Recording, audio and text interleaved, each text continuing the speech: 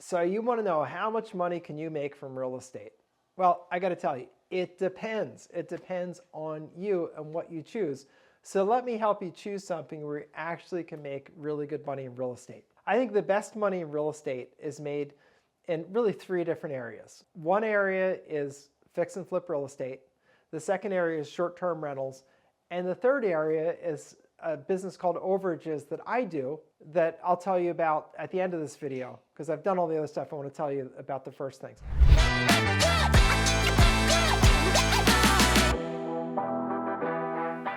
So fix and flip real estate is how I started my business in real estate.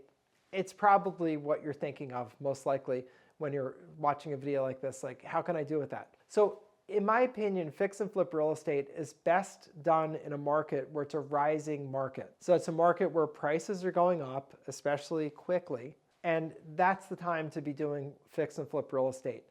In flat markets where prices are just going sideways, meaning not going really up at all, it's much more difficult, and in declining markets, forget it, because you'll be buying at today's price and you'll fix it and you'll sell at tomorrow's price and you'll lose money. So it really is something that's much better done in a rising market. And in rising markets, you can make a ton of money with it because there are places where houses will be rising by 6, 7, 8% a year. And by the time you buy a house and resell it, you make extra money just from that. And the challenge in fix and flip real estate generally is finding places at the right price. So when you're in a rising market, that kind of solves that, because the seller sells you a house cheap, but maybe not as cheap as they think. And then while you fix it up, it gets better. The problem with that is that you don't know when the market's going to change. When interest rates change, markets change. When external factors change, whether it's an election or something in the economy, things that you don't control, it can really be a problem and you can lose your shirt. So fix and flip real estate, look for a place where people are moving into the area, and that's forcing appreciation because there are more people competing for the same number of existing housing units. Or look for places where the economy is taking off and therefore house prices are going up. That's the time to be in fix and flip real estate. During flat times and decline, no, that is not the time to do it, and I would skip it. So that brings me to short-term rentals, which I really like, with a grain of salt. So with short-term rentals, you're essentially like, if I took this bottle of water, if you buy it from the supermarket, it's probably like 25 cents or 20 cents, something like that. If you buy it like the 36 pack, if it's even that. But if you buy this at the convenience store, just this bottle, it's probably $2, right? So 36 of them would be $72 instead of $6.99 at the supermarket. That's the principle of short-term rentals.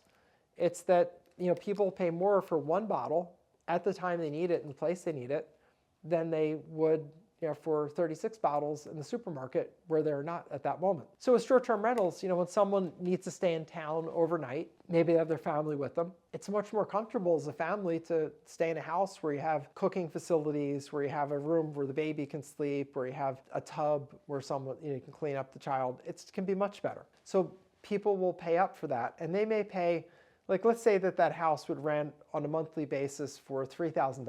Let's say it's a nice house. Well, I would guess as a short-term rental, it's probably renting for no less than $300 a night, maybe even more. But let's just stick with $300 a night. How many nights are there in a month?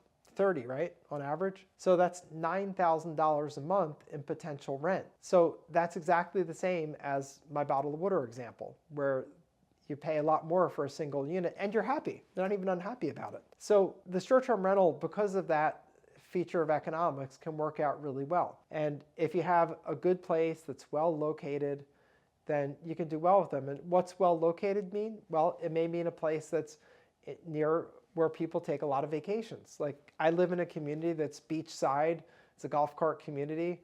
There's like a mile of beachfront. There's like all the amenities. There's tennis courts and swimming pools and all that happy stuff. And people pay a lot of money to rent. And there are a couple of short-term rentals, and they're expensive. They're probably $1,500 a night to $3,000 a night, depending on the season. So, but they sleep a lot of people. You're probably able to sleep 8 or 9 people. So they may say, we're a family group. We'll go down, we'll all kick in, and it's fine.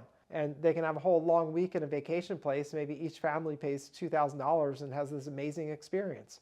So it can be really good. There are people who have built enormous businesses with short-term rentals.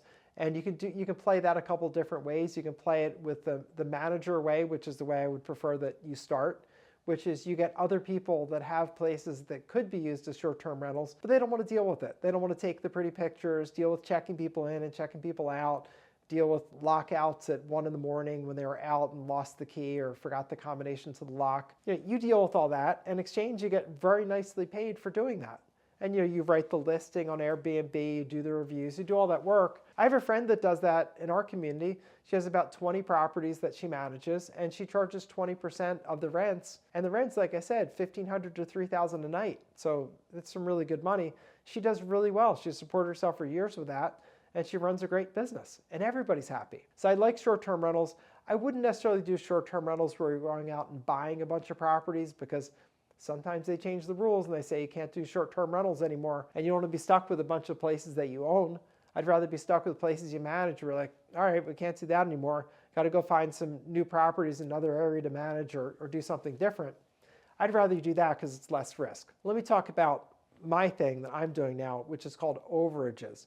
Overages are a really cool kind of new take on the real estate business. And that's a business where we help people who've lost their properties to foreclosure, meaning they either didn't pay their real estate taxes and then the tax man sold their house, or they couldn't pay their mortgage or their deed of trust, and then the mortgage company sold the house because they didn't pay. And especially today, because houses have gone up so much in value, a lot of times the houses sell for a lot more than the debt, a lot more, sometimes tens of thousands or even hundreds of thousands of dollars more than the amount of debt that is owed. And the thing is that the people who lose the house typically have no idea that the house sold for more than the amount that they owed, or more importantly, that they're entitled to that money if the house sells for more than they owed. They have no idea. They think, oh, they sold my house, so they take the money, and they go and like sort of dejected and go to try to find someplace else to live and get their life restarted. What we do in the business is we get lists of these monies that are being held, lists of the owners that the money is claimable by or the money's owed to.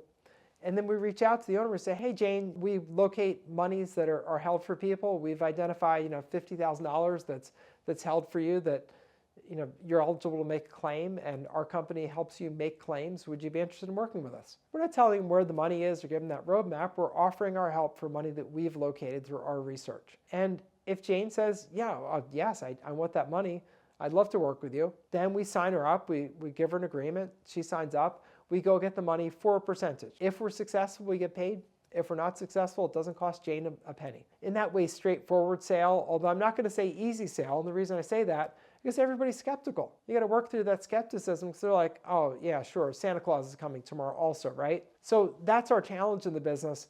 That is overcomable. We spend a lot of time developing call approaches where we talk people through their skepticism. And we can't get everybody, but we get enough of them. And this year, we've done about $6 million worth, meaning $6 million worth of claims signed up and in process. So it's a good business, and it could be a great, meaningful business where you're helping people and making great money. So I love that aspect of it. And I also like, for someone who's looking at real estate, you don't have to buy a property. You don't have to find financing. You don't have to figure out, is the market going up, so it's good to do fix and flips, or the market going down, or anything like that. Instead, you just get the list, you look up the people, reach out to them, see if they're interested, and if they are, you go and get the money for them. So it's pretty straightforward. So if that sounds interesting to you, your next step would be to see my Intro to the Overages video. So up on my upper left-hand corner, you should see, up there, should see it. If your browser supports it, you'll see it. It's Intro to the Overages video. There I spend a few minutes going through what the business is, how it works, and more importantly, how you can get involved with it. It is a great business. I'm willing to teach you the business. You go watch the video either by clicking the link up there, or if you don't see that link, then just look down below. There will be a link underneath the video that you can click on. Click on that. I'll tell you about it. Like I said, at the end, if you're interested in pursuing this, I'm happy to teach you the business.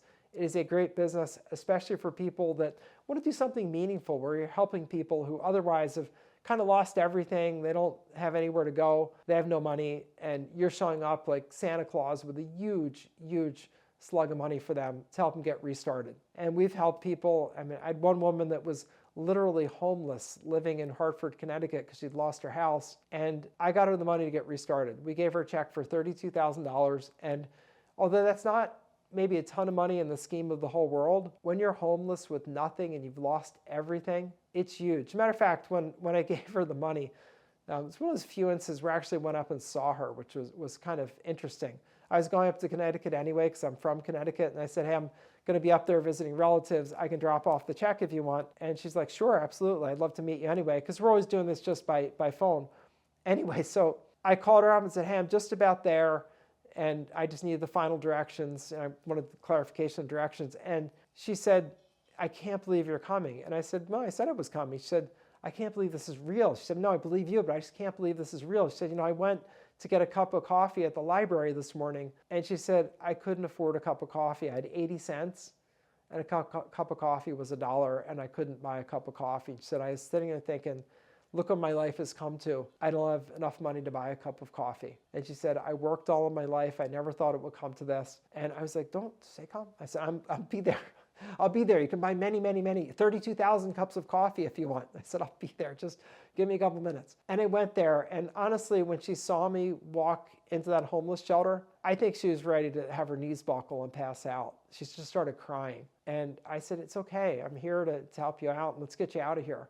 I took her out. We had lunch. I heard her story. We went to the bank, opened up a bank account for her, deposited the money, and got her set up in a new place. And it was a really touching day for me because usually I don't get to meet the clients because it's something you do by phone and mail. But in visiting with her, it just really brought to me in a really, just powerful way how meaningful this business is. I mean, you're taking people that have lost everything, had no idea. There are thousands and thousands of dollars that they could have that is their money. It's from the loss of their house. They just don't know, so they don't get the money. So it really reinvigorated me to go and continue to reach out to people and to teach people like yourself the business. I'm like, there are about 3,000 of these sales a day, so I can't cover them all. There's just no possible way that myself, even with my team, could even begin to cover that. And I don't want to have a business with 1,000 people. I'm a lawyer and a technical expert. It's not my intention or even knowledge base to run a business with 1,000 people. I can run with the people I have. I have 15 people. I can do that, no problem. But 1,000, no, not interested. So anyway, so I decided to teach the business. And, it's the clients like Carrie, who's the one I was describing to you. It's those that make me get up in the morning. And they'll probably be the ones that make you get up in the morning. So if that sounds interesting, if you'd like to have your own, stories of helping people like that, then you should definitely do this business. And the way that you do it is click on the link up there to the intro to the Overages video, or if you don't see that link, it just means your browser doesn't support it. Then just look down below. There'll be a link there. Go watch that video. I'll give you the lowdown on the Overages business. And if you're interested, I'll teach you the business.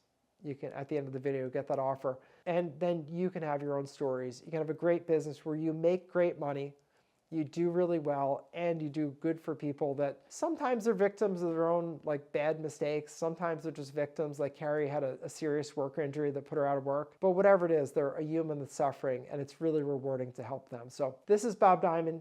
I'll see you over in the intro to the Overages video. If you like this video, give it a like because YouTube likes that, and I like it when YouTube likes it. So just do that, and I'll see you over at the intro to the Overages video.